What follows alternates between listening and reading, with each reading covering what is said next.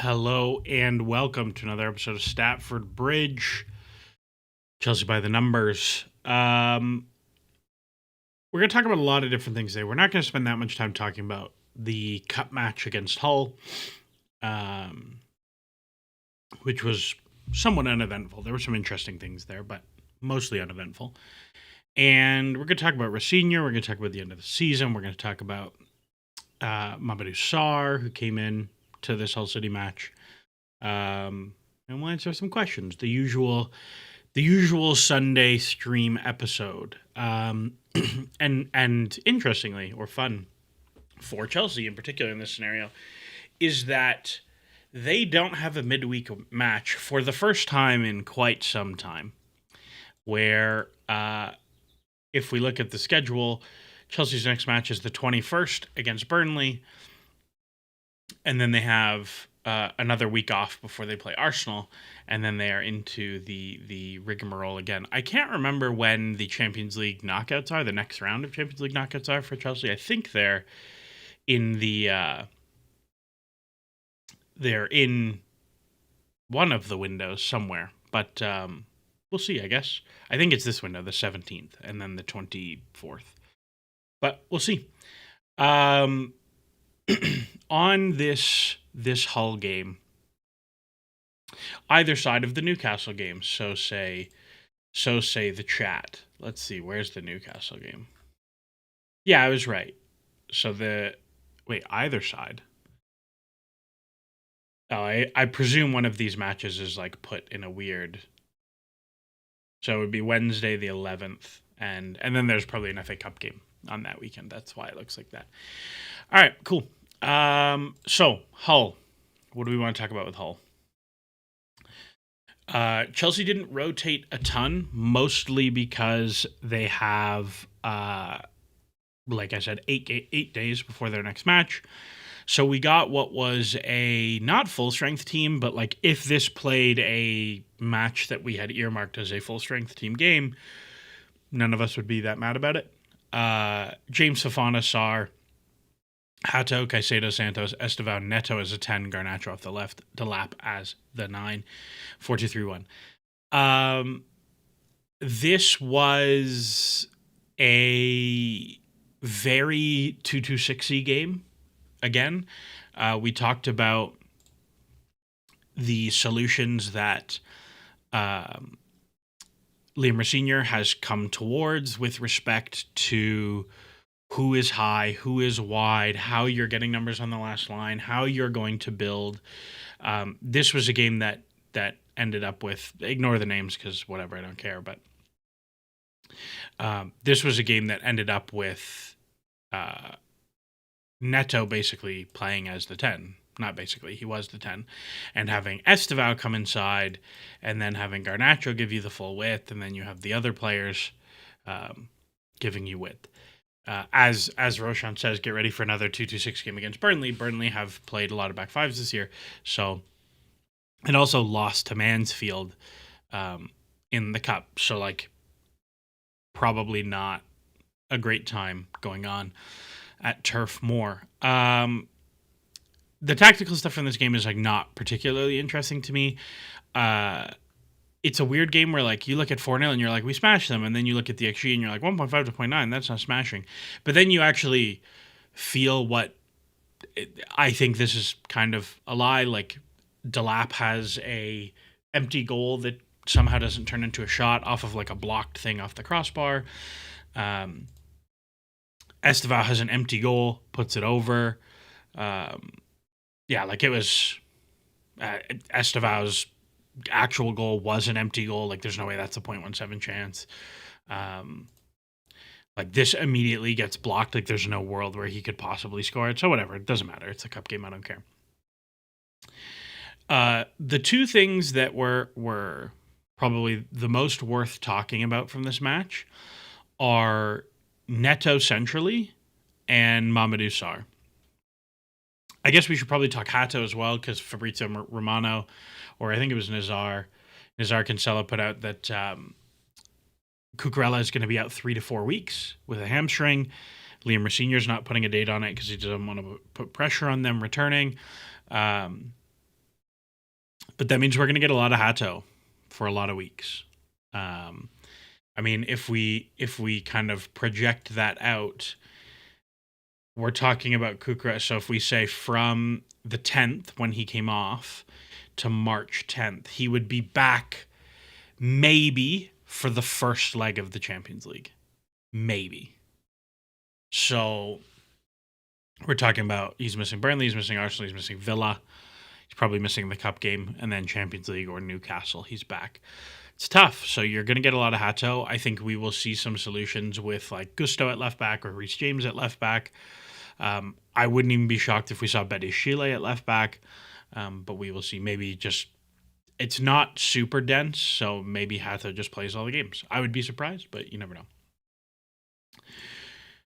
So, two things. One, Neto Central.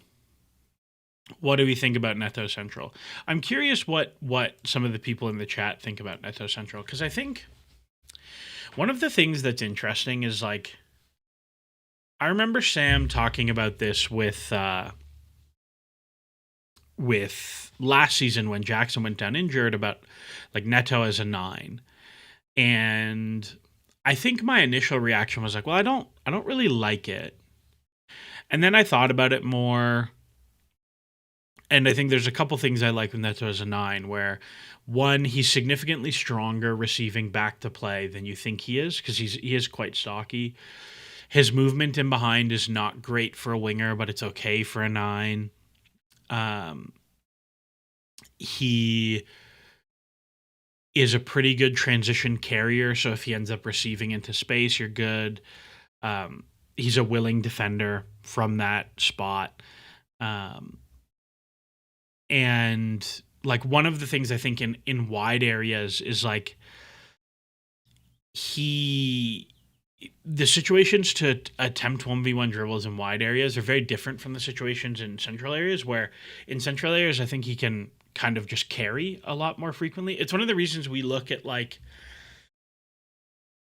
Jack Grealish, I think, is a good example of this, where if you watch Jack Grealish at City, you're like, this is kind of boring. Like he receives it and he like probes a diagonal dribble 1v1, and then like it doesn't really go anywhere because it's so dense and there's only like a certain available angle for him to go into, right? Like if I get the arrows out here, what do I want here? Sure.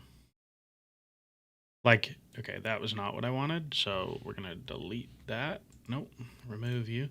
So like, if you look at a winger dribbling here, like, oh goodness, I'm having a nightmare, my friends. You can go here, and you can be the arrow.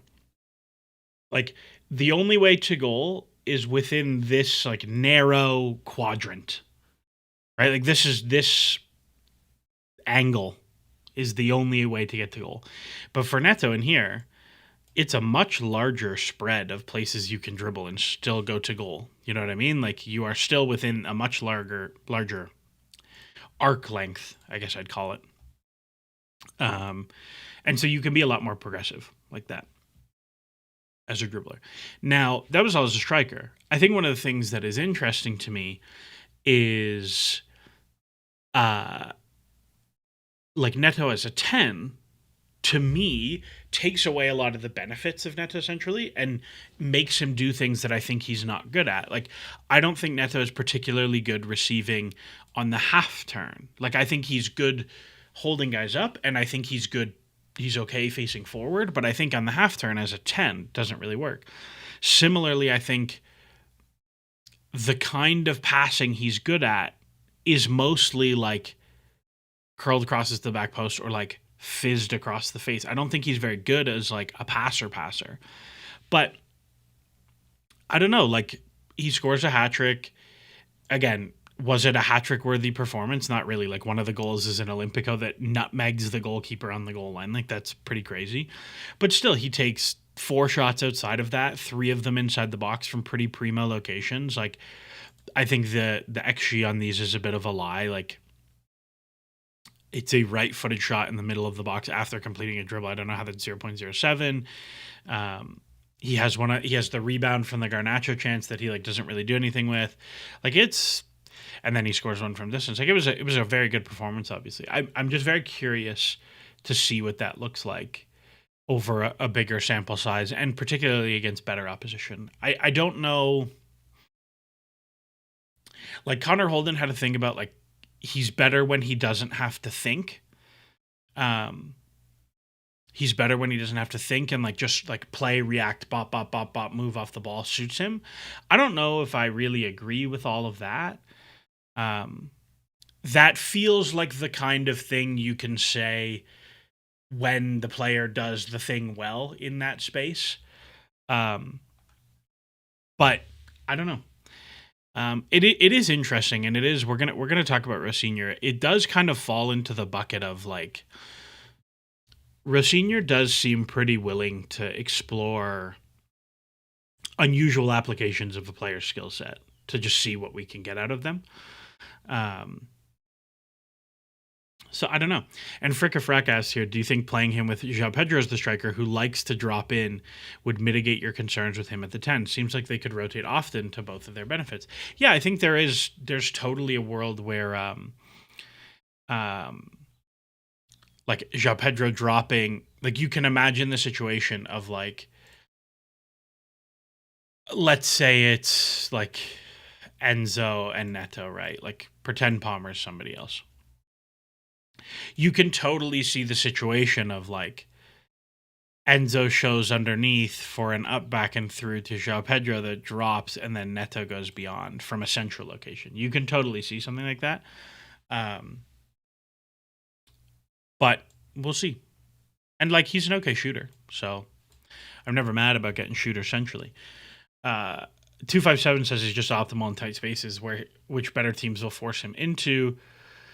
He's suboptimal, sorry.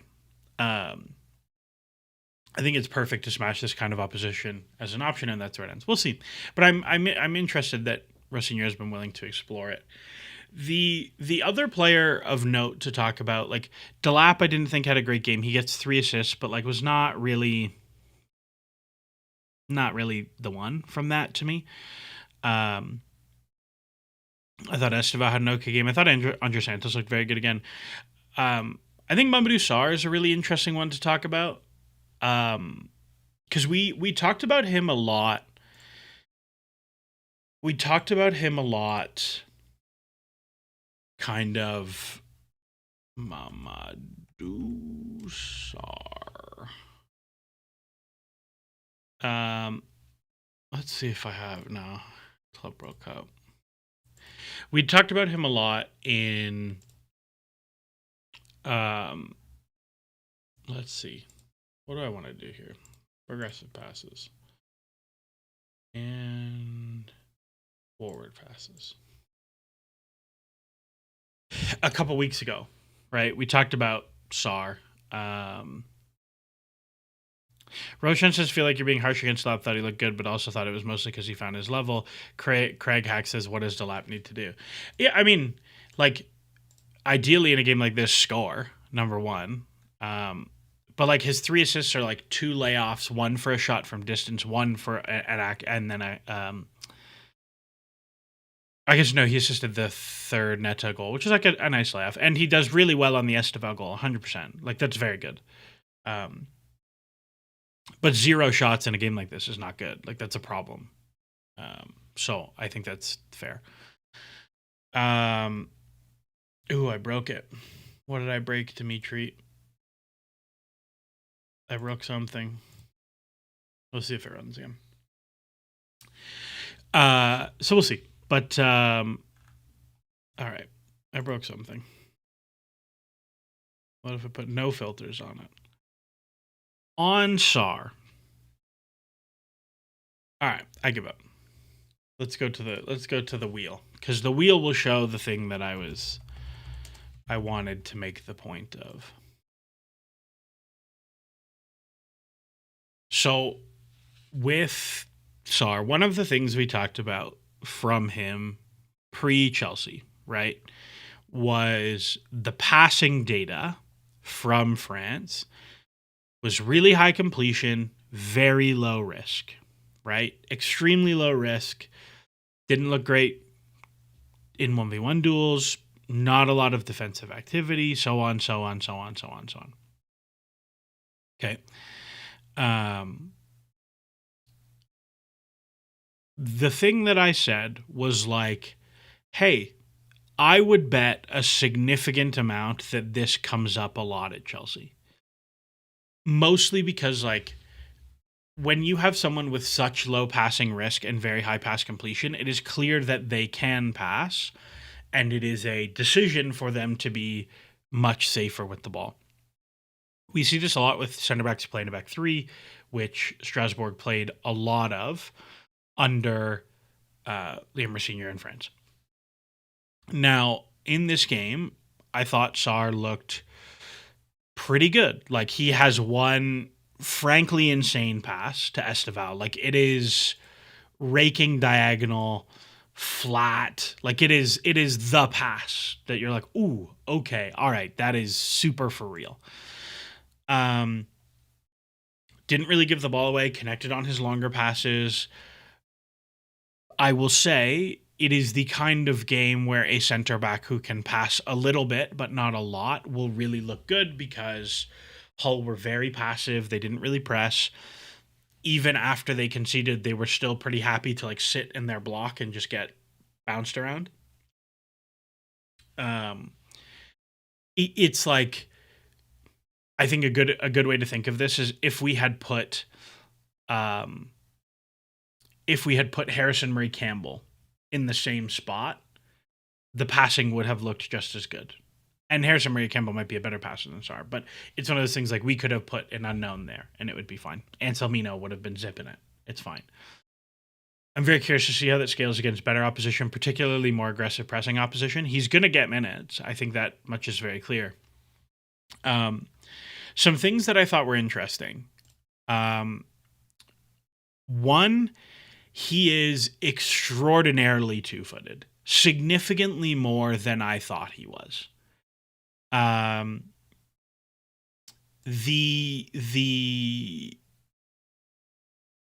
is just like a tremendous cheat code to get you minutes as a center back. Like, he very comfortable with both feet. Short, long, clip, dink, circulate stuff into midfield. Like, that's really nice for you. We have said a lot, like, I really like Trev. I think one of the spots that I don't like Trev is when he ends up on the left of the three, pressed outside, right? So you can imagine he's the center back, he's on the left of the three, he receives from inside. I don't know why I'm doing it. I have a tactics board right here, right? Like, in this situation, Cucurella's high, or whatever, and you build like this. This is the three. And you have Chalobah, who receives from inside. You can see his little arms, right, facing inside. He takes his touch to open up, and he's on his left foot, and pressure comes from the inside. And now all the available spaces that he has is like he can play in this channel with his left foot, right? That's what I don't like. That's the spot that I'm like, not the one for me. So that I'm like, okay, I'm not about it. Let me remove you. That I think is like a problem. Not a huge problem, but like a problem. Putting Sarr there, who is clearly more comfortable on his left foot, is nice. Let's see. Let's see how that looks. Again, against better opposition, but really nice. The other thing that I noticed, and this is like not this is not an analytics thing or a tactical thing. This is like a pure eye test thing. He has this quality of like, I haven't, like, somebody in chat here said, who was it? Somebody said, Lord Flacco says he has some aura defending to him. And somebody else said, I think it was Convex CSC, he has the Badishile thing where he defends without any urgency or haste, almost a bit passive, which I think better attackers can exploit. The way I would describe it is he has this thing of like, he is very languid and very smooth and very calm. And I think it is the sort of thing that when it is going well, people love. And it's like, I feel this way about Badishile, where like when Badishile is playing well, he looks like you can't speed him up at all. He looks like everything is happening at the pace he wants it to. He's super in control. And it's like, yeah, I'm going to play the pass with exactly the right weight. And the ball comes over my shoulder. I'm going to take exactly the amount of time. Oh, I'm getting pressed. Yep. Chop outside of the foot. I turn you. I roll you. We're gone. And Sar has a similar quality, right? Where um, he has a similar quality of like everything is kind of smooth and at his pace. Now, the reason I say it's like a weird thing to talk about is because when things are going well, it's really easy to like. If he has a bad game and looks that way, people are going to absolutely hate it. Hate it, hate it, hate it. Like, in the same vein, like his last performance for Strasbourg was against PSG, and PSG score a goal because he is like calm and composed and slow on the edge of his box, and then tries a dink pass um, that gets blocked, and then PSG score off of it. Like that happens because of him, and like. Whereas if he is like a little bit more frantic and urgent and like maybe he dribbles out of pressure, like Fafana might in that situation, people are like, oh, great. Or like if he's like rushing and then gets tackled, people are like, oh, it's like, well, he was trying to get out of it.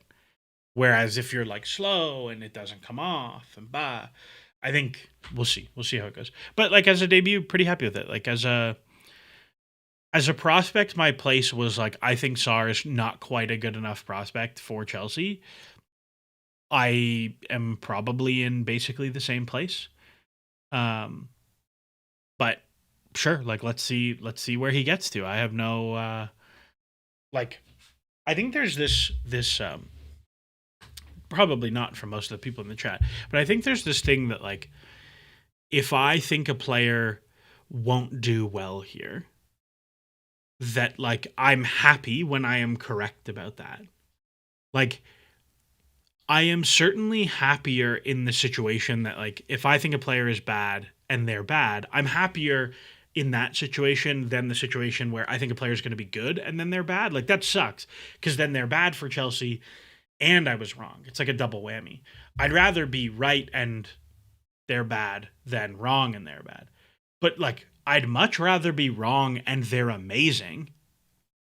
Like, if Liam Delap had scored 25 goals this season, do you think I'd really be here like, oh man, like I said he was going to suck. Like, this is no, actually, he does. I know he scored 25 goals, but actually, he's bad. Like, that's not a thing that's going to happen. I just want to win.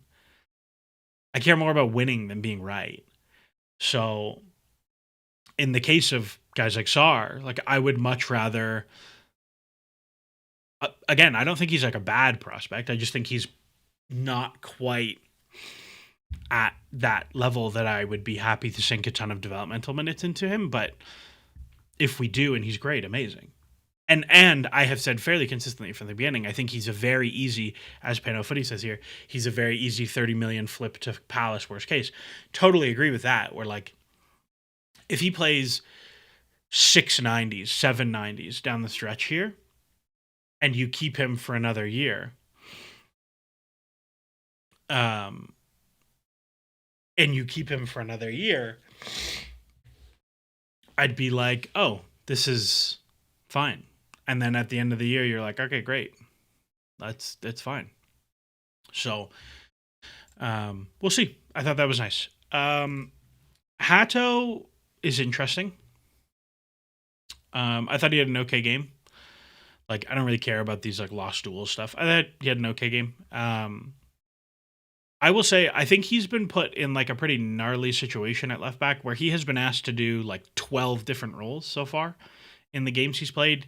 Sometimes he's inverting as a 10, sometimes he's overlapping, sometimes he's a double six, sometimes he's a center back, sometimes he's a traditional left back. Like, I think he's been put in a pretty difficult role. So we'll see how the next little while goes. Yeah,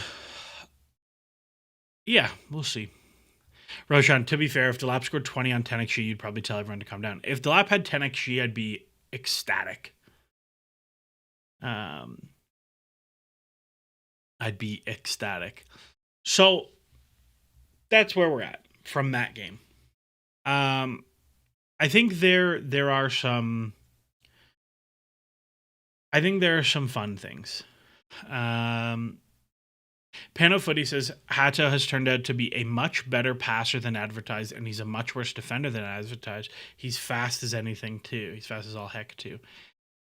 I think my projection of Hato was pretty good. Like I was like a little bit nervous that he was significantly worse than I expected at the beginning. But I think I don't know how many games has he played for us now. Like 400 league minutes. I don't know what else he's got in there. He's got a bunch of cup 90s. 60, 150, so 600 minutes. Didn't play Champions League, 70 minutes against Pafos, so you're like 700 minutes ish with that Arsenal game. So he's played like a bit. He's played a bit, not a huge amount, but he's played a bit. 21 appearances on the season. I think broadly I feel pretty good about my projection so far. I think the defending stuff is definitely worse than people thought it would be, but I think it's worse in it's worse in the way you would expect it to be given the context of him joining, right? So if we go back, I wonder if I have the thing here. Hopefully I don't open something I'm not supposed to.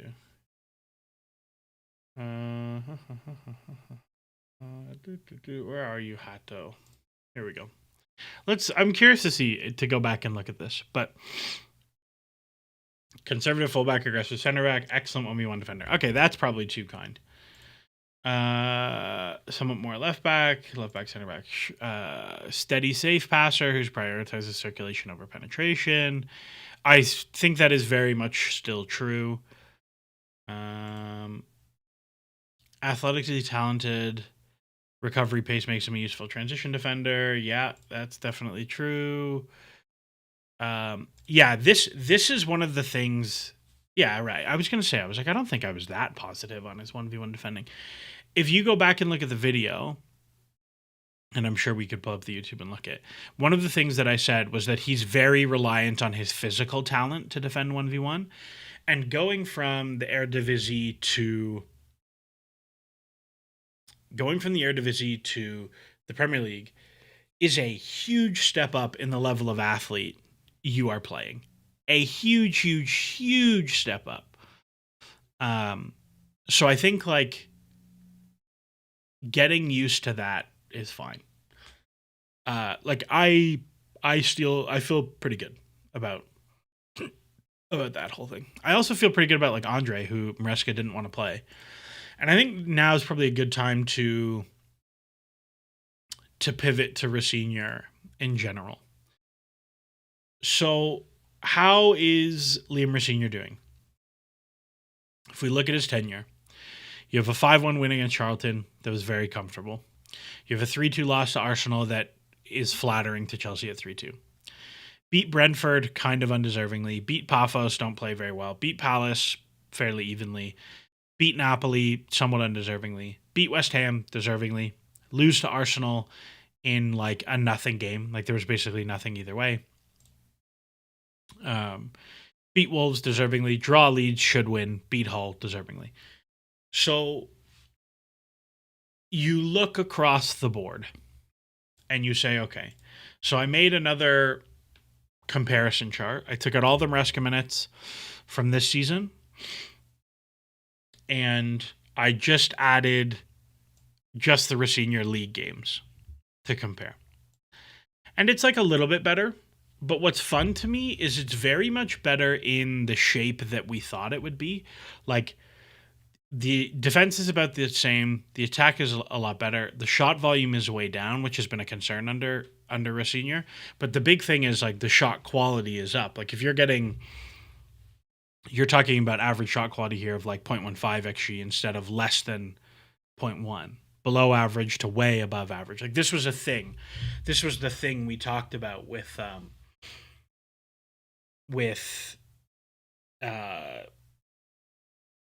Rosenior, like in terms of profile, was like the thing he does is fewer excellent shots. And so far, it seems to be the case. And this, like, there's no penalties in here. There's a bunch of penalties in here because João Pedro has found a loophole. He's found a glitch in the matrix on how to scam penalties. But we'll see. It is true that like Chelsea have played a fairly easy schedule here, but 4 wins out of 5, like 13 points out of 15, you're pretty happy with. Kier, can you zoom in? I can't see. Yeah, sure. Let me. Here we go. That's better. Sorry, my bad, Felipe. Yeah. So like the big thing here is yeah, just to go back over it, like XGD is a lot better. It's mostly all coming from the attack. Shot volume is way down, but the quality of the shots is much better. So we'll see. I think the most interesting stuff for the most interesting Rosenior things for me so far are kind of threefold. I guess there's 3 things I find the most interesting. One is the variety of shapes and ideas we have seen so far. He is much more willing to see a bunch of different stuff. And I think I think a thing about Maresca that like is good in some situations, but I think is not a good fit for Chelsea, is that Maresca's ideas of like this is how we're going to play are like totally reasonable and good ideas, right? Like we've said before that very frequently we were all pretty happy with the match plan and then things go wrong and there's no change. And it's just like, well, the match plan was a good plan. We're going to keep doing that plan. And I definitely appreciated how steady Maresca was a lot of the time. He did not seem to overreact to things that needed to happen, right? Like I think it is true that Maresca didn't overreact. At the same time, I think one of the things about young players and young teams is like they don't have any ability. They just haven't seen enough pictures. They haven't seen enough minutes. They haven't seen enough games. They don't have any ability to take they don't have any ability to take the pictures they're seeing. I mean, like, oh, this is basically right, but we need like a little bit here, a little bit there, a little tweak, a little that. That feels like a thing that Rosenior has been a lot more proactive about introducing. Like, we do see more in-match changes, certainly. But I think, again, to go back to my initial point here, because I got a little bit distracted, is like, we've seen a much wider variety of setups and ideas. And it strikes me very much as a manager, like, trying to learn about the team he has and what's going on. Like, I think there's an assumption, right, that like Rosenior gets hired and it's like, okay, he knows everything about this Chelsea team. But if we're honest with ourselves, Rosenior is hired just before the Fulham game. He has like 4 days with the team. He was in the middle of his own season. Like, it's not like when he was at Strasbourg, he was watching Chelsea play. Like maybe he's watching the odd game, but it's not like he knows the squad in depth at that point because it's not his job. And so in that time, it's like, okay, what? Like, yeah, he watched 10 games. Great. Like even if we're to say, okay, he gets hired January 6th, right? Or he knows on January 5th that it's going to be him. Chelsea have played like 30 something games to get here. That's 45 hours. Like, do we think he really watched all 45 hours multiple times in detail to know exactly what he thinks of every single player? No. And also, there's situations where he's like, well, I wonder if we tried this, and it's something Chelsea never tried. So he doesn't know. So I think we've seen a much broader variety of approaches. Um, and Roshan says, you mean he didn't come to the Chelsea board watching every Chelsea game 4 times like Maresca? Yeah, I think it very clearly.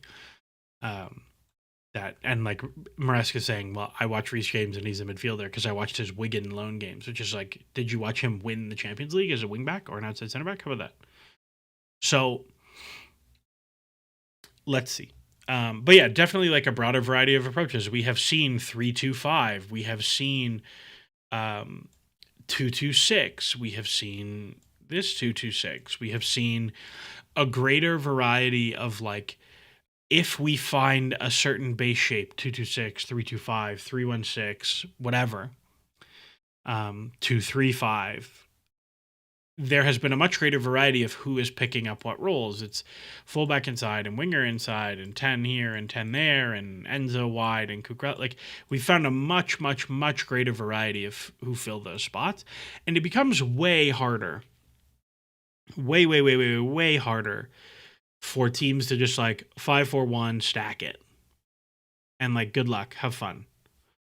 And so I think that's a nice variability piece that makes Chelsea harder to plan for.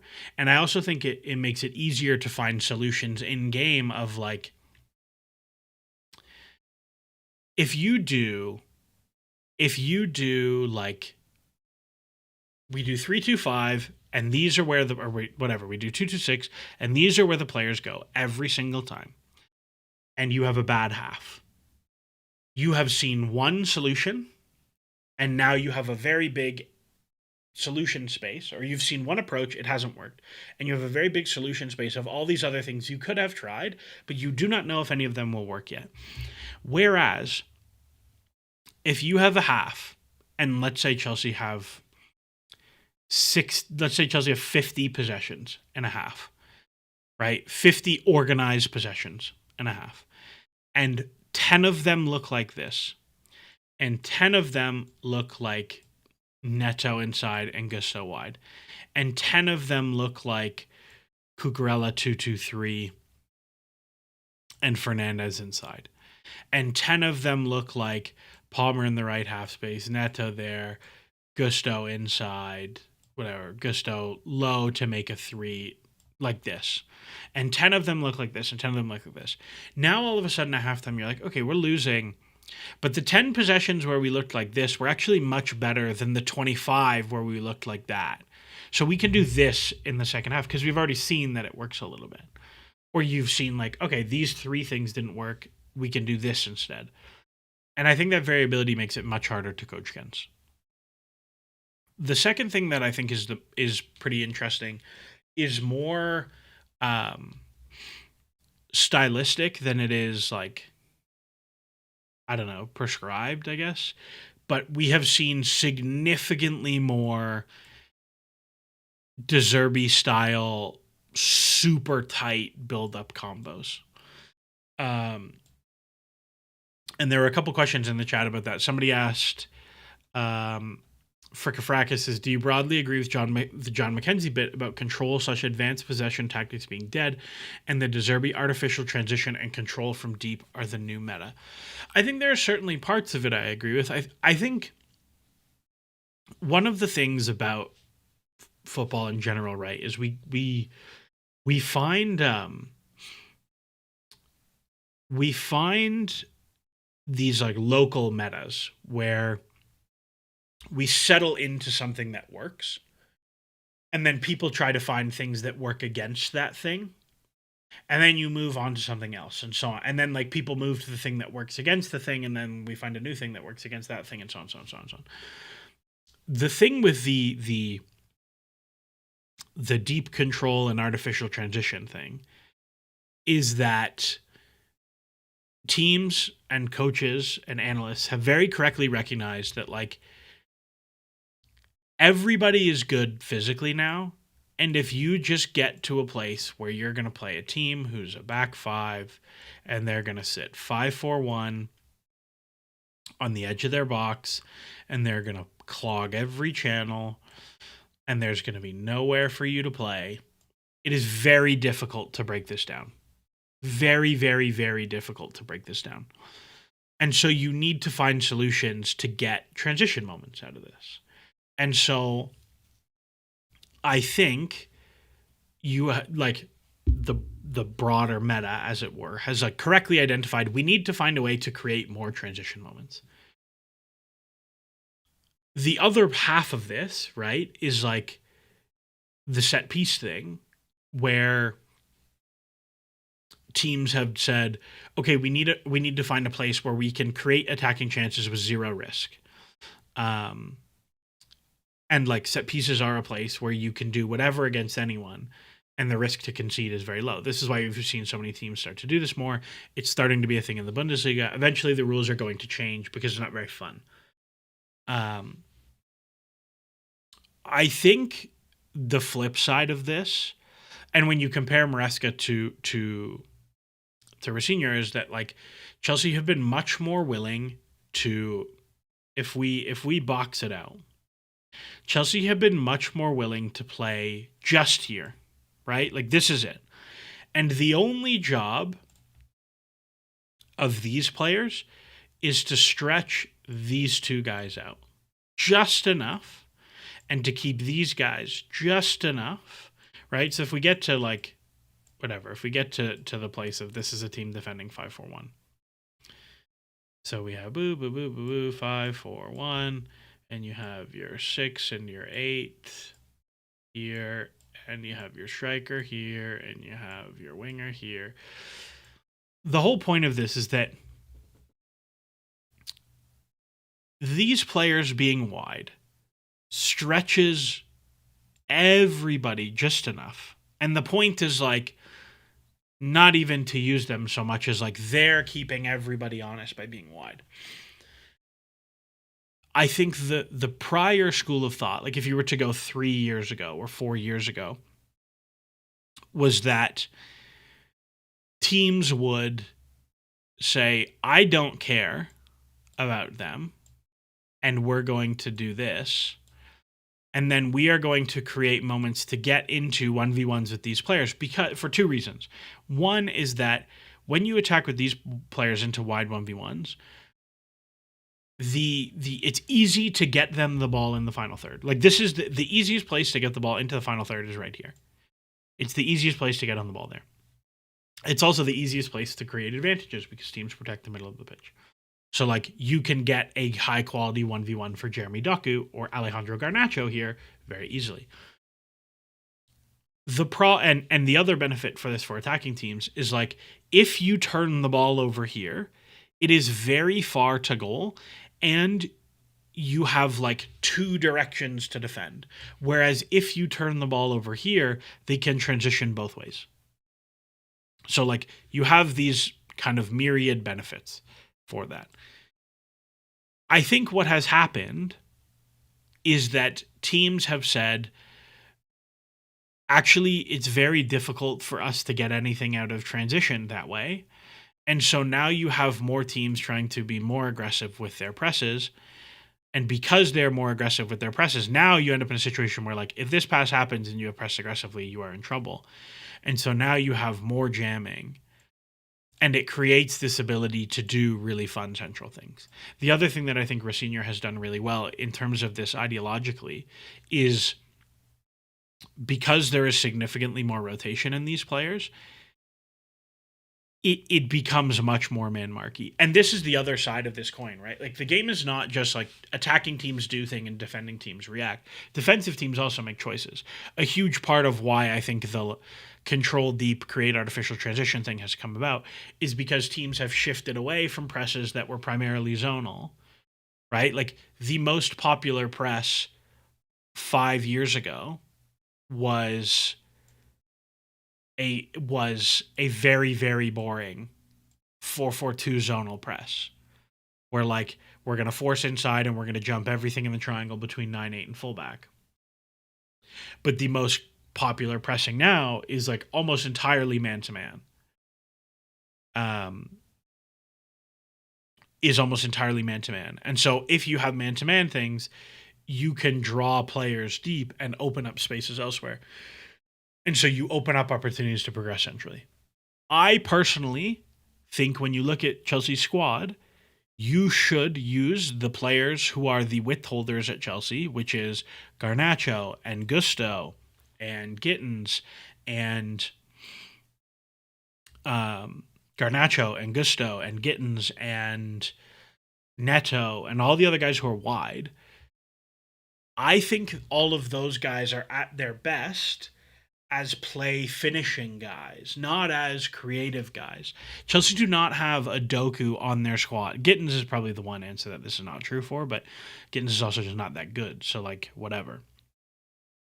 Chelsea do not have a Doku or a Barcola or a Lamal or they sort of do an Estevao now. Estevao is like the one where if you create this 1v1, this is a good attacking situation for you. The only player that is true at Chelsea is Estevao. And so now you have this situation of, okay, well, if we can get other guys to like, if we can just use them as bait or arriving where like we bop, and then Gusto moves off ball and all he's doing is a square. Like, there's the move against Wolves that ends in a Gusto shot. Where is it? Let me pull it up on the shot map. There's a move against Wolves that ends up in a shot that Gusto should square for Palmer, and he doesn't. And the keeper makes a good save, but it's like bop, Gusto in behind, and instead of it being cut back, he shoots. But it's exactly the moment of like he takes one touch. Like, that's the whole situation. So the central progression stuff, good, is the main takeaway from what I am saying. I really like it. And I think particularly guys like Andre and Caicedo, who are good passers, right? But they're not like touch, get your head up, what like insane dime am I playing? Like, sometimes they're like that, but they're more like get the ball, release the ball, move the next guy. And so playing in that way, I think, works for them. I think the subs have largely been good because they've been early. And I think the thing that I'm most happy about is the squad usage stuff. I think there were a lot of guys. I gave Maresca a lot of credit last season with the A team, B team for Conference League, right? Like, I think that works. I think that works for Conference League. And I said one of the things that's going to be really interesting about this year is how does this team look when you cannot go A team, B team? When you have Champions League and then A game, Champions League, A game, B game, A game, B game, A game, A game, A game. How do you rotate through that? And I think Rosenior has found a pretty nice rhythm of like, if we go through the lineups, let me go back. Sorry. If we go through the lineups that he has played, actually, I can just go to Chelsea's FBref and we can go through and see, because you'll see the shape. Match logs, all competitions. So Rosenior took over for Charlton. Okay. Charlton, very clearly a B game. You get full rotation. Great. Then you have Arsenal, A game. Starter. Josh, not a starter, but okay. Enzo, Andre. I think I said it was suspended for this. Like, other than Gyu and Josh, starters. Then you come back to the league. A lot of the same guys starting. Starter, not starter, starter, starter, starter, starter, starter. At the time, starter, starter, starter. Full game. 2 guys rotated. Then you go to the next game 3 days later. Probably a B team game, but it's only like 4 rotations. And then you go back to an A team, full A team game. Midfield 3, full A team game.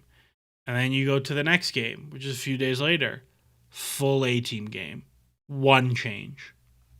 Then you go to the next game. He goes A team, but like 2, 3 changes. And then you go to the next game. A team, 2, 3 changes.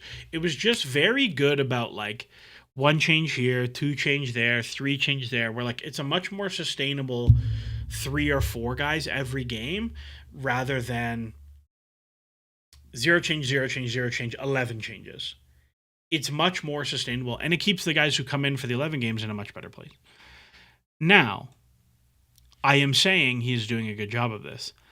At the same time, a thing that is like real, it's just looming. It's just looming. If we look at the squad,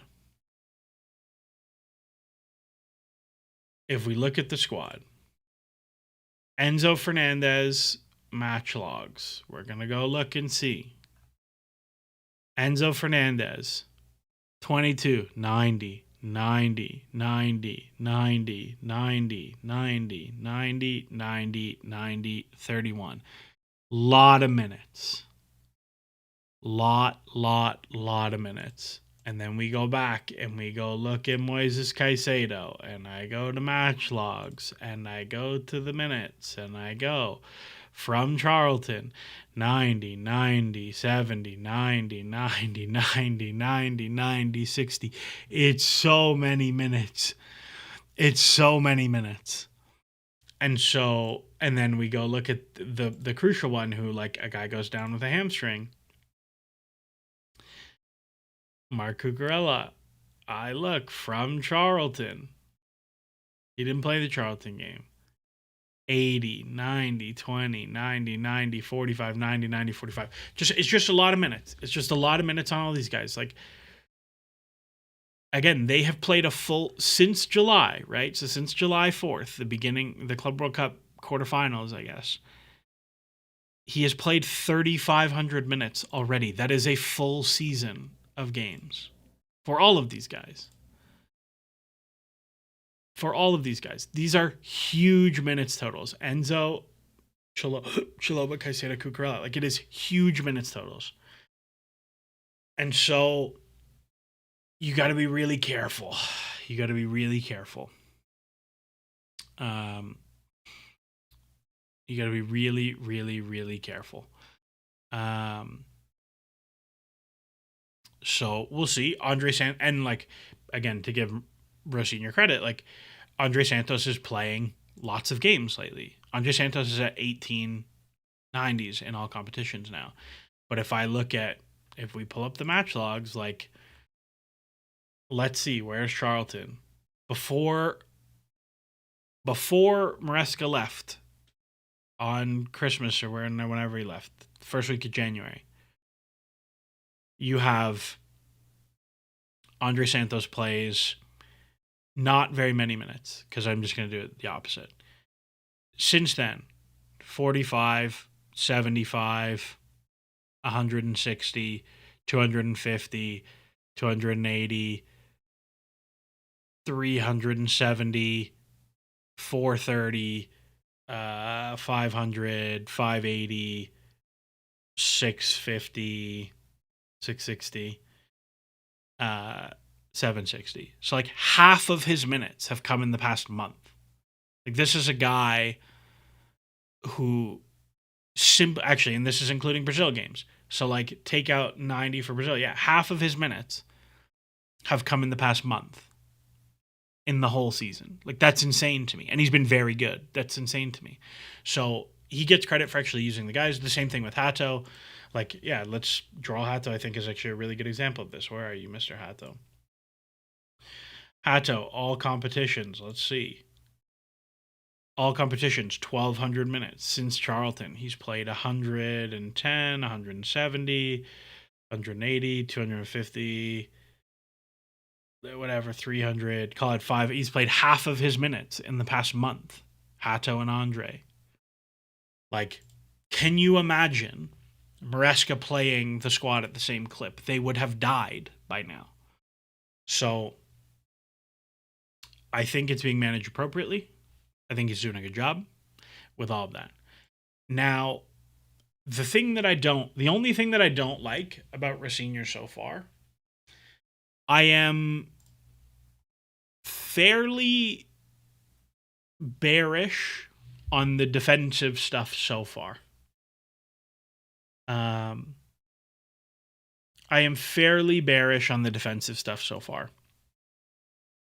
Very weak set of opponents and games that you're mostly winning. Interestingly, no points improvement on the same games last year, which is funny. Actually, a little bit worse. Shots against a little bit up. Box touches against a lot up. Okay.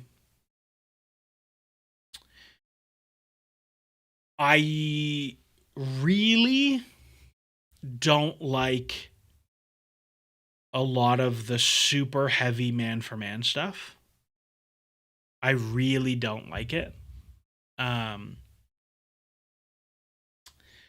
Like we saw against Leeds on the weekend, Enzo inside, Palmer off the left defensively. This kind of is one of the things that I talked about last week was like, hey, I don't think Enzo off the left like really works defensively because I think he's like not good defending behind him. He's better jumping to people, and so using him centrally to jump out in like the 4-4-2 I think works better. But it has been extremely heavily man to man, and one of the things I particularly don't like is and you see it in both Leeds goals, and I talked about this in the Leeds pod, is like you end up in this situation where Andre is like in the back line all the time. And Maresca did it sometimes with Caicedo, but I just think it's a very difficult ask that like doesn't give you that much upside. Where I don't know, I just get nervous about the really, really, really heavily man-to-man stuff. And it does not feel like Chelsea have gotten tremendous value from their transitions this year. Either under Maresca or under Liam Rosenior. But it's something I'm keeping an eye on. Is like I haven't been that impressed with this. Like you haven't been able to generate a tremendous amount of field tilt, and like as much as okay, yes, it's more fun to watch the team attack quickly and blah blah blah. Who cares about field tilt? It does matter on the defensive side of the ball where a huge amount of Maresca improving the defensive output for this team last year compared to Pochettino was like, actually, we're going to attack way slower and we're going to keep the ball in the final third and we're going to strangle the game. And that legitimately did help significantly defensively from the year prior. I don't always want to play like that, but I think there is a time and a place where you do need to strangle the game that way, and you do need to put your foot on it and zip it around, and they don't touch the ball anymore. So let's see. That's my thoughts on Rosenior, though. Like, this is what it has looked like so far. But again, let's caveat this in a couple different ways. He has had basically no training time until this week. If we go back to look when he took over, 3 days in between. 4 days in between, 3 days in between, 4 days in between, 4 days in between, 3 days in between plus travel to another country, 3 days in between plus travel to another country, 3 days in between plus travel to another country, 3 days in between, 3 days in between, 3 days in between, 8 days in between. I would bet you in terms of actual on-pitch tactical sessions, he has had maybe 3. Maybe 3. And he's going to get 4 or 5 this week. So let's see. Um, let's see what so far has been like small tweaks, and let's see what he really wants to do. I'm pretty curious. But you have some time now with two really important games that you never know. Um, like that's great amusing here says under Lampard we always looked much worse when we had a full week to prepare. You never know. Maybe he overthinks it. It's not good. We will see. But that's kind of where I'm at. Cautiously optimistic. I think it was a fine hire. Um, somebody said Cole Palmer's in Abu Dhabi. Yeah, I'm sure. I'm sure Rosenior is giving them. I'm sure he gave them like Saturday, Sunday, Monday off, so they'll come back Tuesday. Um, maybe just Saturday, Sunday, come back Monday. I don't know. I think that's very reasonable. But they've played a lot of games in a lot of time, so or in a small amount of time. So we'll see. But that's where I'm at. I'm Rosenior. We're an hour in. That's my Rosenior thoughts. That's my whole thoughts. That's my Rosenior thoughts. Is we've seen a much greater variety in tactical approaches, which I have enjoyed. We have seen a much greater focus on progressing the ball centrally, which I think suits this team's players a little bit better. Um, and we have seen a much greater willingness to actually use the squad. Um, and I'm a little concerned about the defensive stuff. That's where I'm at. Um, let's see what other stuff. Hopefully, we get some set piece work in these 2 weeks. Feels like we're quite vulnerable on set pieces right now. I feel like there's been not a lot of set piece. Like we haven't. The Nato Olympico is the first time we scored a set piece in a while. Um, but we'll see. Um, now Rosenior also has this suffer and sit in a low block option, which we didn't have with Maresca. I don't think that's true. I think Maresca did that a lot the back half of last season. Um, but like to suffer and sit in a low block, you have to be winning. And if you're not winning, then you can't suffer and sit in a low block. So um, we'll see. AP says, "What was your opinion on the 18-yard offside line from Maresca that we've abandoned now?" You can go watch my podcast with.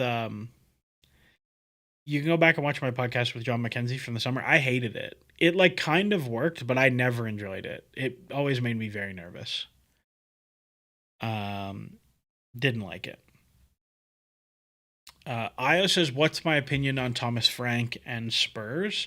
So Thomas Frank was fired. I said in the summer that I had Thomas Frank in the same tier as manager as Maresca. I think like Thomas Frank did not do a good job scaling up to a team who like had to play more, who were the protagonist more. But I also think like we went through that Spurs team, and how many players did we want for us? Like one. I just don't think they're that good. Like I think at some point they have to be honest with themselves that their process with Johan Longa and the Italian guy whose name I'm forgetting, like it's the process is not working for them. So like does Thomas Frank bear some responsibility? Yes, I don't think they were playing very good football. But I also think like the team's just not that good. And also the team is like insanely injured still, which I don't really understand. So sucks for them. I hope they get relegated. It'd be really funny. It would be really funny. Yeah, like Xavi Simons is horrific. Yeah, Paratici. Thank you, Weatherspoons fan. Will we need to go out this summer and buy an overlapping fullback? Does that move Hato to center back? Do we just ride with Hato? So I think it's probably worth talking about. I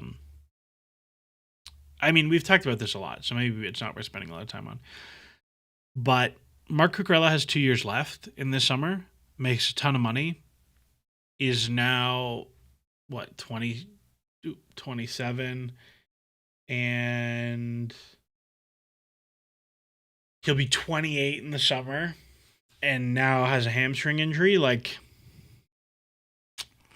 you're squinting at it. and you're being like, ooh, I don't like. Should we do something this summer? I don't know. I don't know. But if I was getting a left back, it would be like a wide left back. It wouldn't be an invert left back, I don't think. So we'll see. Ruben says thoughts on what Romeo Lavia will be for the rest of the season. So I think somebody said earlier too, like Romeo Lavia will enjoy all the like central progression stuff. I think that's true. I think the thing with Lavia is just going to be like, I don't know, what is he physically? Like he's training with the first team again. We'll see what it looks like. I think Rosenior will be extremely conservative with playing him, given that he has now played in 3 seasons. He has played 10 90s, all due to injury, all due to muscular injury. I don't know. I don't know, man. You got to be real careful. I also find it funny, like, people talk about this Southampton season like he was amazing. They came dead last, and he played half the minutes. Like, I don't know. Have you talked on Rosenior's comments about Neto? Not to jump the gun, but you can already see Rosenior's group of favorites forming. I think Rosenior has been very positive about all the talent that he has at his disposal. So I don't know if that's necessarily true.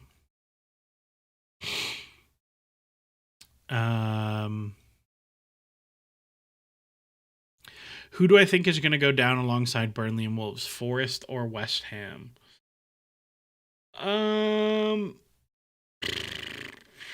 I don't know.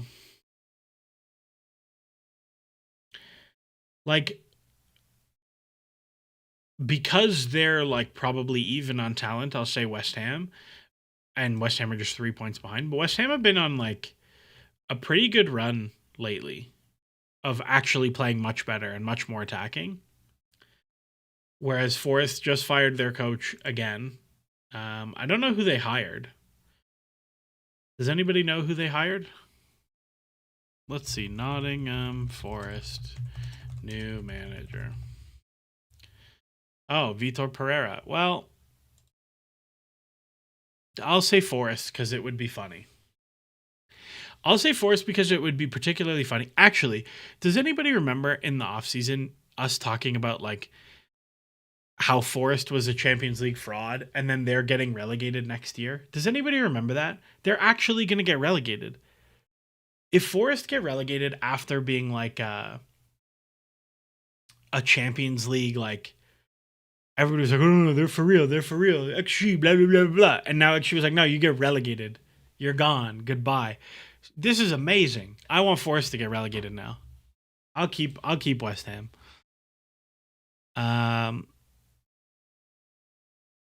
Yeah, that'll be fun. That's quite amusing, says Villa next year. Yeah, Villa getting roped into a relegation battle would be very funny. It won't happen, but it'd be funny. My personal preference is like I would love Burnley to like sneak out and both of them get down. I don't think that's gonna happen, but I would like it. I feel like we need some new blood. How much do I rate Tudor as an interim for Spurs? I don't know that much. I just know his time at Juve was very bad. Who is my pick to win the Champions League? Arsenal or Bayern, probably. Whoever wins, because they're in the same bracket. Whoever wins between them, I think, is... Actually, I think they're opposite sides of the bracket, but Arsenal, Bayern are like the two that I squint at.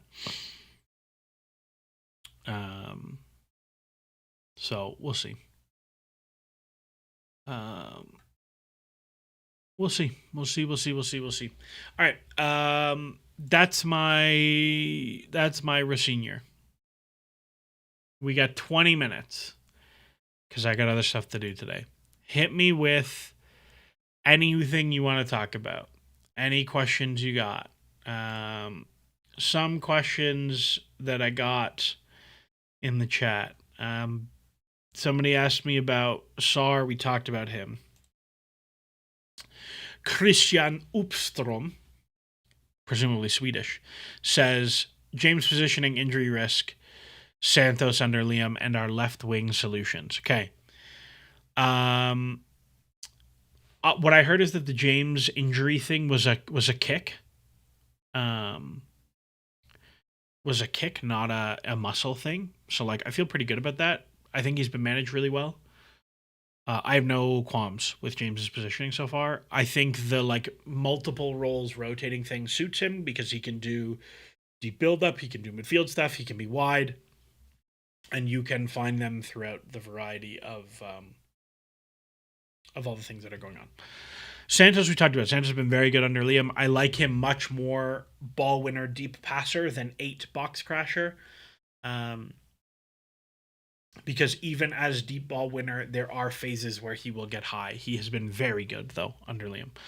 Left wing solution. And this kind of folds in quite well with iOS thoughts on Garnacho's performance on Friday. So I don't think Garnacho is great. Again, like he had one transition shot in the first half that gets saved. I don't even remember the second shot. I think there was one where he like dribbled. The thing with Garnacho that I'm like waiting for Rosenior to get to is like Garnacho does like 3 things at a really high level. He very reliably arrives at the back post. He runs in behind very, very well. And when he gets into the box, he makes really good decisions on shooting, cutting back, whatever.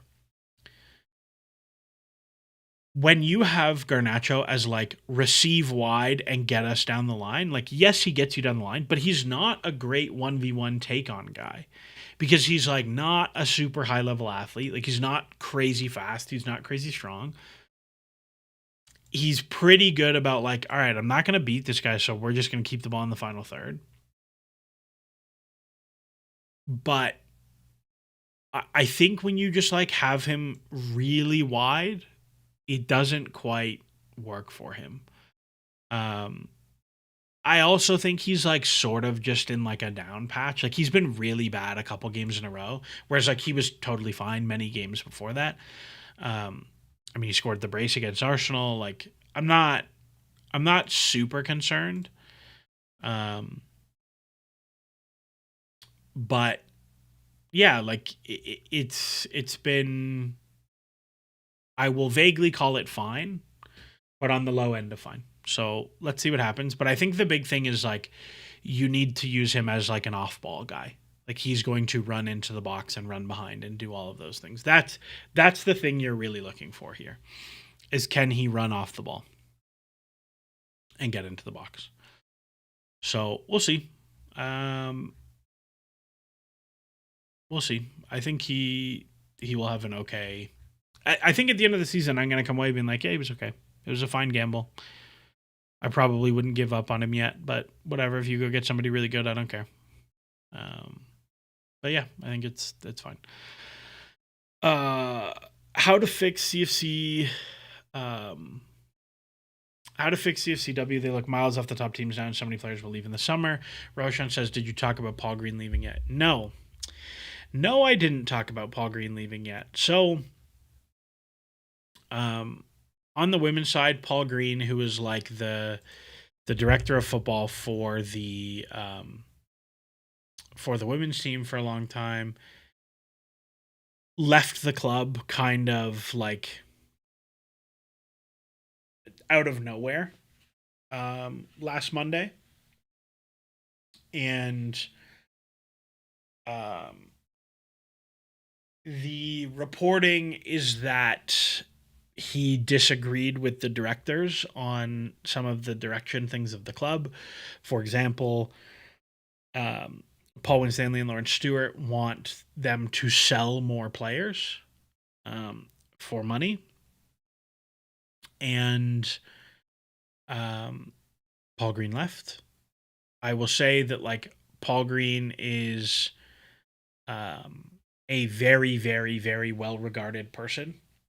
I will also say the same directors leaked to The Athletic that one of the people they interviewed to replace Paul Green was Haley Carter, who was formerly the director of soccer for, well, the general manager for Orlando Pride in NWSL and is now running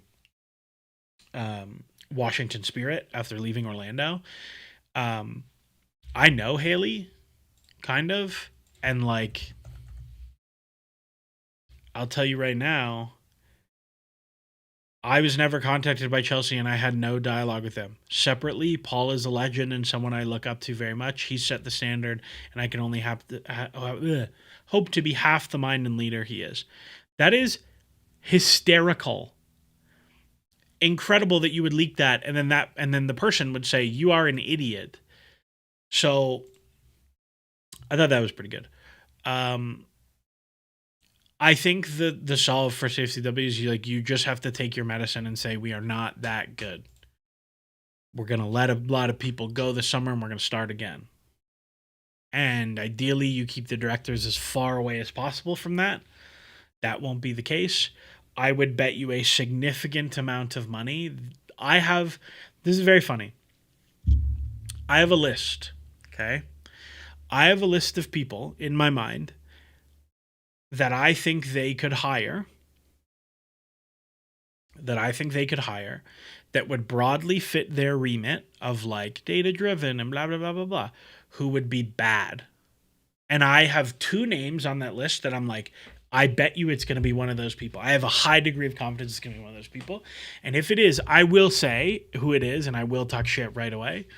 But other than that, let's see. Fabian Collins says, got to use Garnacho like Arsenal used Martinelli. Off the ball finisher, not a creator from the touchline. Totally agree. I think Martinelli is an excellent player comp. I think Martinelli is a much more explosive athlete, but I think Garnacho is a better off ball mover. But yeah, I think that is very correct in terms of profiling.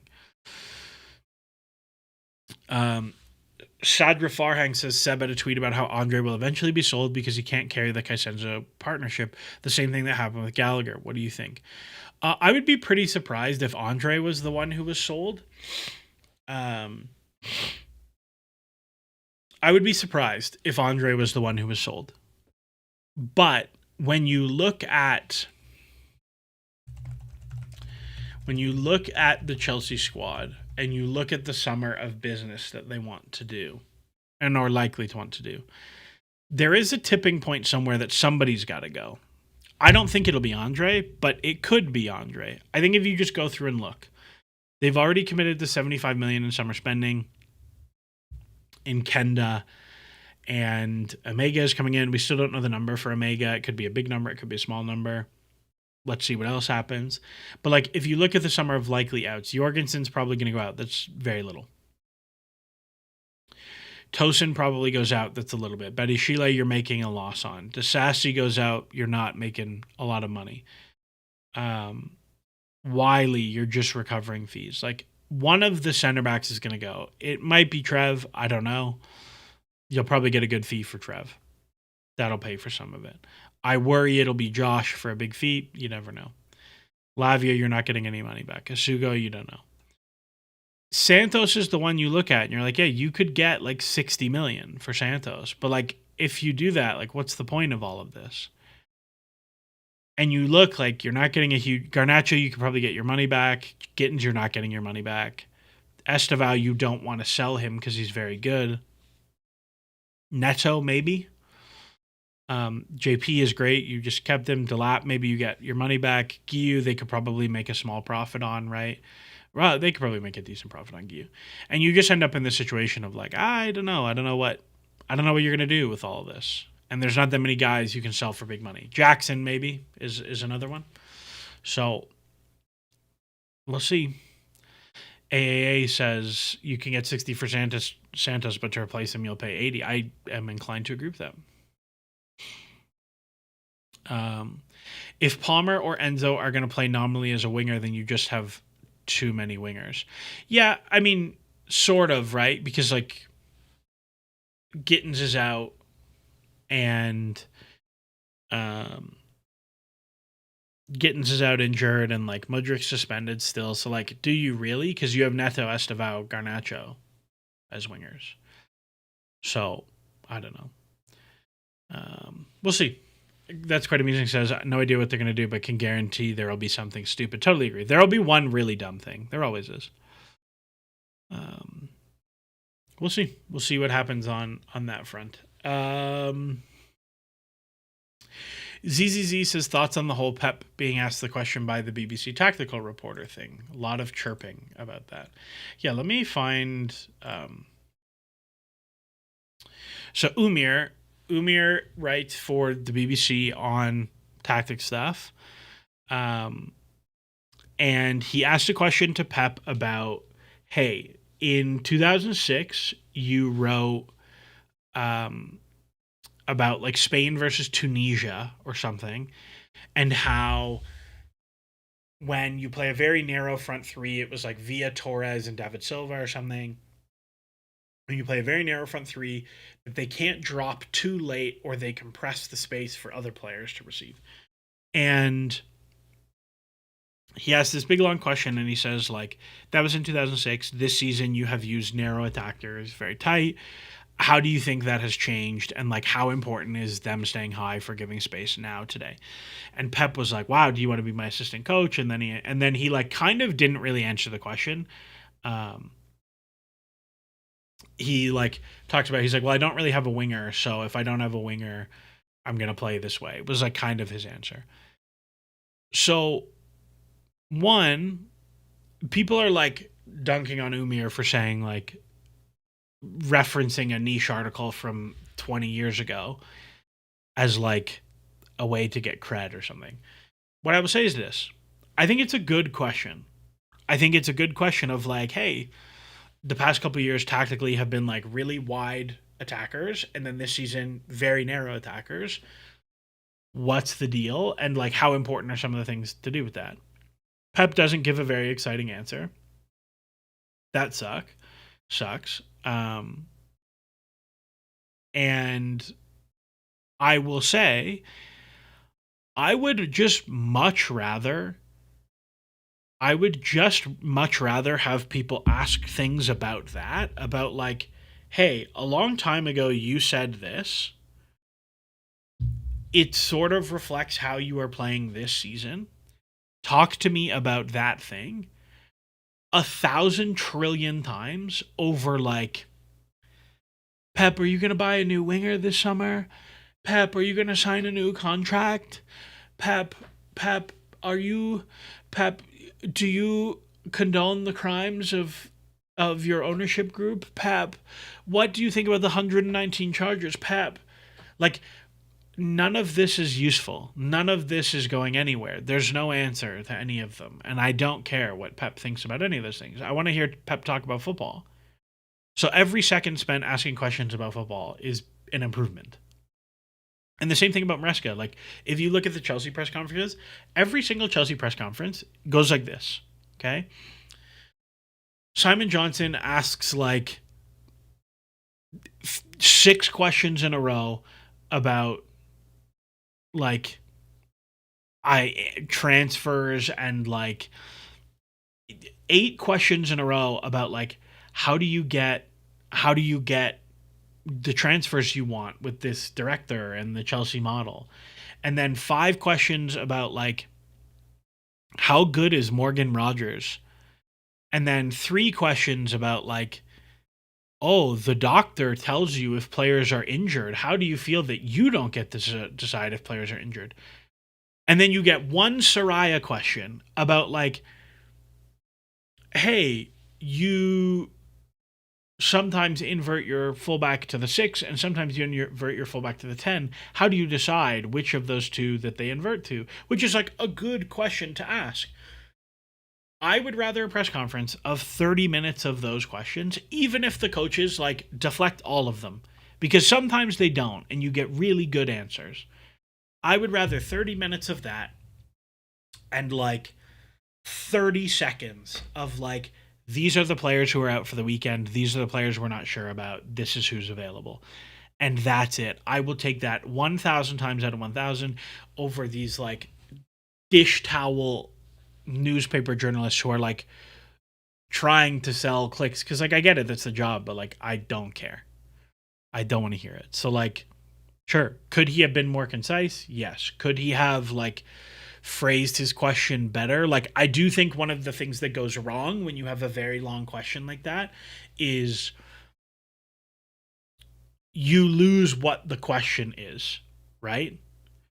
Um, you lose what the question is somewhere in there because like what I can tell you almost certainly happened is Pep is like, whoa, 2006 article, and like doesn't engage with the like the nitty gritty of the question. There's also the follow up of like, if you take 2 minutes to set up the question, and then the question is right at the end, you don't really get the chance to follow up because you used a lot of time setting it up. Um, and so like maybe there's a world where he says like, hey, when you covered Spain, you talked about the importance of your narrow attackers like staying high to open up space for players underneath. That's very reflective of how you've played this season. Can you talk about how you have used Semenyo and Holland and Bernardo Silva in those like narrow spaces this season? And maybe Pep says the same thing. I don't have a winger, blah blah blah blah. And then you can counter and be like, well, you've got Doku and you have Foden who have all like excelled as properly wide wingers. Like, how does this fit? And maybe you have more of a conversation there. But like, this is great. Ask these questions. And like Umir says something about how it's in relation to like something he's writing, which is like great, sure, let's see what it looks like. But I would much rather this than anything else. These sorts of questions are way better. I want people to talk about football. And I will say to you, like, yes, Pep gives somewhat of a non-answer, but I guarantee you Pep is much more eager to talk about that than he is to talk about Ratcliffe or to talk about transfers or to talk about his contract or to talk about the charges, any of the above. So, whatever. That's my thoughts on the whole thing. Somebody said thoughts on Alvaro Rodriguez at Elche. Let's see. I have not watched any Elche. Elche. What role is he actually? Because there's a lot of positions here.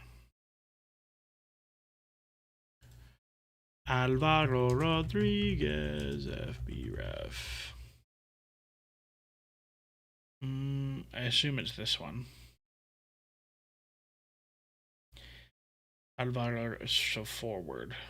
5 goals, 4 assists, and 1590s is fun.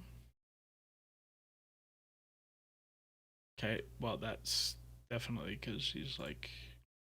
Let's see.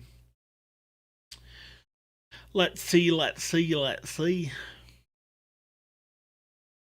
He's a big striker. Let's put you on the target man one then. Let's see what that looks like. Let's see what we like that. Oh wow. Shots created, a lot of headers, holds the ball up okay. Interesting. He looks so small though. Is he like actually a big guy? Interesting. I'm intrigued. Not for Chelsea probably, but I'm intrigued.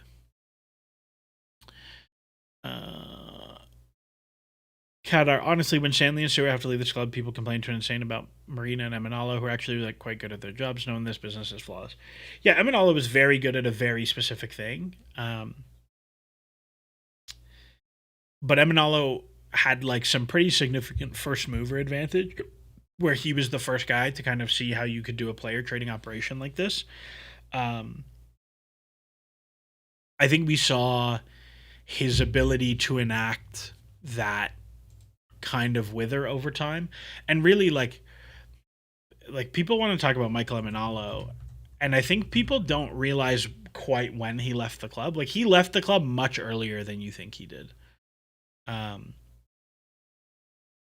Like he left during the Conti era, like the beginning of the Conti era. or I guess in the middle. Um, like the last few years of that, I think had declined somewhat. Um, so we'll see. Um, Fabian Collins, Foden is not a winger. Pep has inevitably come to that conclusion. Hence, the purchase on Semenyo. Can't beat a defender out wide. He's a half space 10 ideally.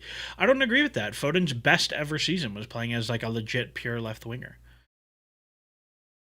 Um, the directors are much closer to Marina McLaughlin than people act like. I will say, um, I will say, Marina was excellent at selling. She was a very, very good selling director. I think buying whatever, um, but she was very good at selling.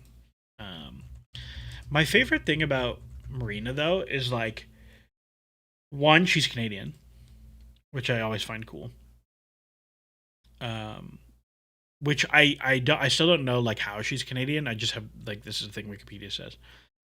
Um, the thing that I think is the most interesting about Marina is that Marina went from personal assistant to Sibneft, which was Roman Abramovich's like aluminum company or whatever, to running Chelsea, and um, like presumably she came into the club like not knowing about football, and then became one of the most effective like directors in the world at running a club. Um, so I thought that was interesting. Um, yeah. So I don't know. I hope she's doing well these days. She posts on Instagram a lot. Um, our current directors aren't the worst sellers either. I actually don't agree with that. Like, I think they've actually done fairly poorly in terms of sales. Like, the first summer they got out really well with the Saudi sales. But if you go from then on, right? So like the first summer, Mount was an easy sale. Right? Did I do this right? Yeah. No, it's this summer. Like, didn't get a good fee for Werner. Whatever on Emerson and Jorginho. Billy Gilmore, like, I think that was low. Um, Batshuayi low, whatever. They lose all the guys on free transfers. That's not really their fault. Then you have like Hudson Odoi. They get basically nothing for. Um, Ampadu, I think that's a low number. Saudi bailout. Pulisic and Loftus Cheek, I think were both low numbers. I felt at the time. The Pulisic one was decent because he was on big wages. Kovacic, I think, was fine. Mount was a big number. Havertz were a big number, but both like made sense for who they were. Um, Morera was fine. Cassidy is fine. Angelo, Saudi bailout. Omari Hutchinson, I think, was low based on the hype at the time. Lukaku, they kind of made a mess of that situation, but it's not really their fault. Lewis Hall, low. Gallagher, I think, was fine. Matson is inflated because you had to take 20 million on what's his name the other way, Kellyman the other way. So like really, this is a 22 million sale, which is very low for Matson in my opinion. Um, Gilchrist, you could have done much better on. Bash, I think, is a fine fee. Amugu is a mess of a situation. Carney, you've done well to make profit. Broya, I think they've done very well. Vega, I think, is a low number. I think they could have done better. Dewsbury Hall is fine. Ugatrukwa, they did fine. Petrovic, they did fine. Ja Felix is agent shenanigans. And Kunku, they did fine. Medaweke, I think the fee is a little low. Like, I don't think they've sold well. I think they've sold average, maybe at best. Um, um, so we'll see. Um, we'll see. We'll see. We'll see. We'll see. We'll see. We'll see overall. All right. I don't have anything else. Give me your last like 3 questions, and we'll wrap it there. I will like randomly. Set Paev, bro. Set Paev's gonna cook in the summer. Also, this Denner guy joins. I didn't realize that. Is he any good yet? I guess he'll join when he turns 18. Or I guess he'll join the summer because he'll be 18 by then. Sure. Kind of alarming to me that we paid 10 million for this guy and he's not playing first team games. But also the Brazilian schedule is weird. Like they're playing Copinha now and not like the regional leagues. The Brazilian schedule is very hard to follow, to be honest.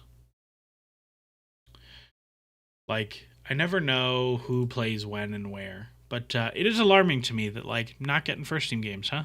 Okay. Um, uh, I would say I liked the idea of some of the transfers like Havertz, Lukaku, even though they didn't pan out. Go for high end talent and supplement the squad with low risk options academy. I think Havertz and Lukaku are very different. Havertz was like the equivalent of the Wirtz transfer now. Lukaku though was like 29 already, and I think a lot of people were like, "Oh, there's a lot of risk in the Lukaku deal." That deal made me very queasy. Fun guy says, I miss Sancho. I wish we would have kept him. He's much better than any of our wingers. I mean, I was surprised how high his goals and assists ended up being when I was looking the other day, but it's like all conference league. Um, I mean, I don't really look at this and say, oh man, I wish we had this guy. Um, Even though that was more of a Lampard thing, I would bring Lampard in as director of football tomorrow. Also, speaking of the championship, just putting it out there. Just putting it out there. Just putting it out there. Just putting it out there. Just putting it out there. Lukaku was so good in that game where Arsenal's entire backline was decimated by COVID. Yeah, the 2-0 at the Emirates game where he scored one and Reece James scored the other is like one of the most fun games I've ever had.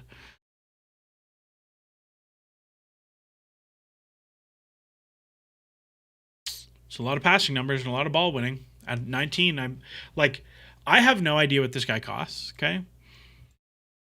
I have no idea what this guy costs. None whatsoever. Are you tall?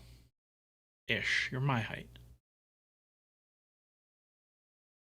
Like, is he going to be better than Jeremy Jacket? Potato? I don't know. What did I think of the 2017 window at the time? Which 2017 window? The 2017. This one, the Morata Bakayoko Drinkwater one, or the 16-17 window? You tell me. ZZZ, and then I'll come back and answer it. Does John Terry actually work at the club now or something? John Terry has like kind of an open role where he can come in and do sessions in the academy, whatever he wants, but he's not doing anything specifically.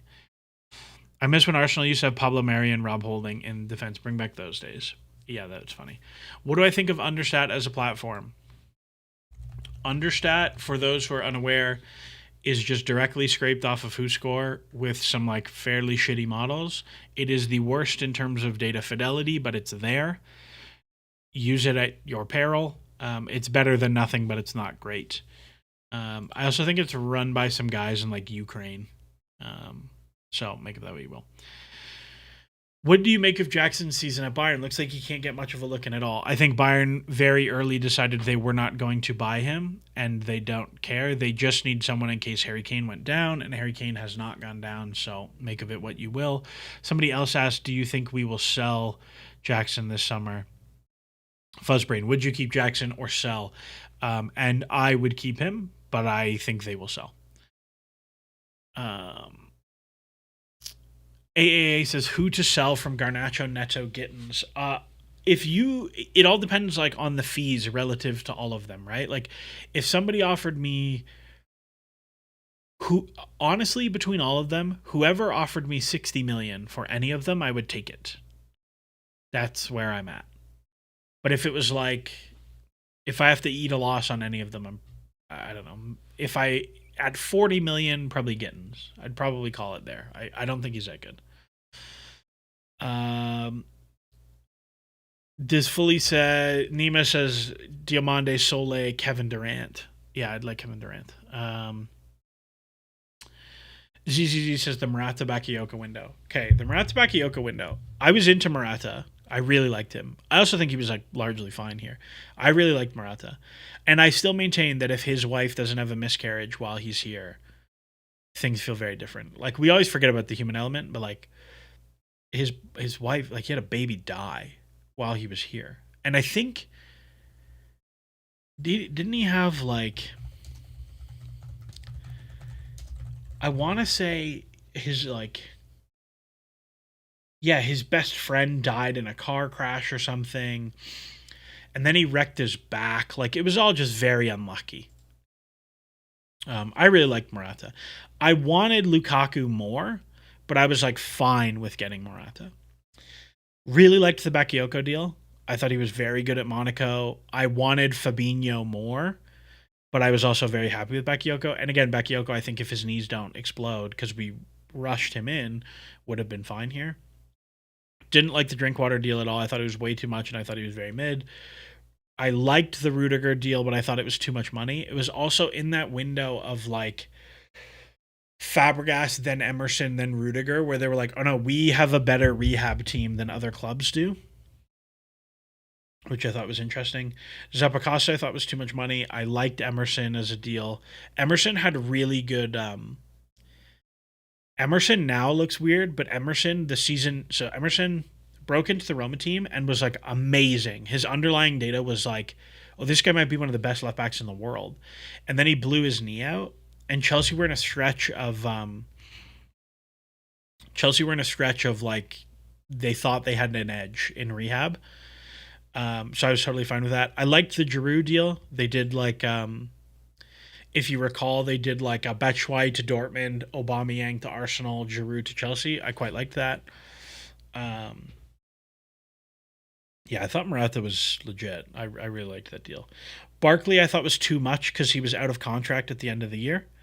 They paid 18 million to get Ross Barkley a little bit early, and then I think he immediately tore his hamstring or something.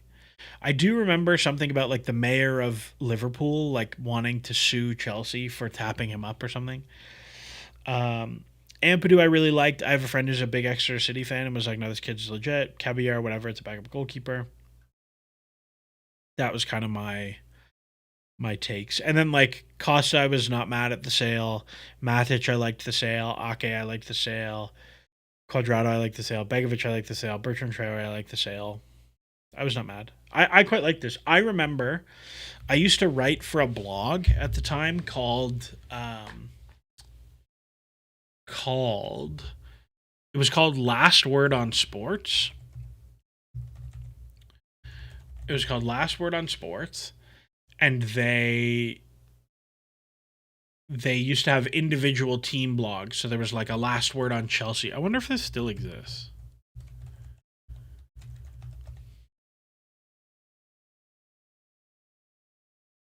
Yeah, the Last Word on Chelsea one doesn't exist, but they used to have like a thing. Um, oh, that's funny.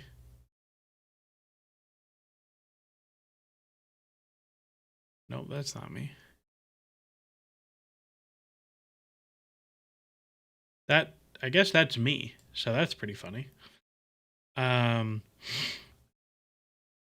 Anyways, it sucked and it was awful, and the guy who ran it was a real prick. But I I wrote. I was sitting in the Vancouver airport picking up my friend from the airport, writing um, about Chelsea signing Bakayoko and how into it I was. Is that where Last Word on Spurs came from? Yeah, I think that they are at one point were attached. Yeah. Um. So yeah, it was a whole thing. It was like ran out of a Facebook group, and it was like you didn't get paid for anything, but if you got 5,000 views on your article, you'd get $1 for every 1,000 views over 5,000 you got. And I think I only got paid like once or twice. It was very weird. Um, There's also like an original podcast. I'm not even going to say the name of it because I think it still exists. But the logo was the Chelsea badge and the United badge cut in half because I did it with my friend who was a United fan. It was a bit of a disaster. It was really bad. I like recorded it on like I recorded on like this was like 2017 with like the old Apple plug-in headphone microphones. It was so bad. Um, we'll see. Anyways, that's all from me. I don't think there will be anything midweek unless something crazy happens. Otherwise, we'll be back after Burnley. Um, we'll see. Yeah, we will see. MLS. If you're like looking for stuff to do, MLS is starting up next weekend. I would encourage you to do that. But that's it. Anyways, thanks everybody for tuning in. Like the streams, like the podcast, leave comments. All those things like help the thing grow. I think we're north of 2,500 subscribers now, which is cool. But it makes it fun to do, and the more people in the chat, the more people interacting, the more conversations we can have about whatever crazy shit Chelsea do. So that's it for me. Enjoy the rest of your weekend. Have a good week. We will see you next weekend. As always, enjoy the soccer.